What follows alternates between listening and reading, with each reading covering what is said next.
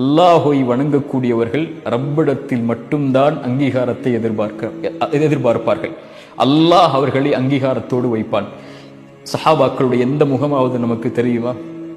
இமாம்களுடைய எந்த முகமாவது நமக்கு தெரியுமா? நல்ல அறிஞர்களுடைய, நல்ல இறைநேசர்களுடைய எந்த முகமாவது தெரியுமா? ஆனால் அவர்களுடைய பெயர்களை கேட்டால் ரலியல்லாஹு அன்ஹு, அல்லாஹ் அவர்களை பொருந்திக் கொள்ளட்டும் என்று சொல்கிறோமே, ஏன்? அவர்களுடைய செயல்களை அல்லாஹ் அங்கீகரித்திருக்கிறான். என் செயலை, என் செயல்பாடுகளை அல்லாஹ் அங்கீகரித்திருக்கிறானா இல்லையா? இதுதான் நான் கேட்டுக்கொள்ள வேண்டிய கேள்வி. ரப்பிடத்திலே நான் யார்? மனிதர்களிடத்திலே நான் யாராக வேண்டுமானாலும் இருக்கலாம். இன்று போற்றுபவர் நாளை தூற்றலாம், இன்று கண்ணியப்படுத்துவர் கண்ணியத்தை இறக்கலாம், இன்று பின்பற்றுபவர் நாளை தூக்கி தூக்கி எறிந்து செல்லலாம். இவர்களுடைய எந்த அங்கீகாரமும் நிரந்தரமானதல்ல. என் ரப்புடைய அங்கீகாரம் மட்டும்தான் நிரந்தரமானது. என்னை படைத்தவனவன், அவனிடத்தில் மட்டும்தான் நான் திரும்பி செல்ல இருக்கிறேன். அவனிடத்தில் நான் யார்? மறைவில் அல்லாஹை வணங்கக்கூடியவர்களை அல்லாஹ் நேசிக்கிறான். அஸ்ஸலாமு அலைக்கும் வரஹ்மத்துல்லாஹி வபரகாத்துஹு.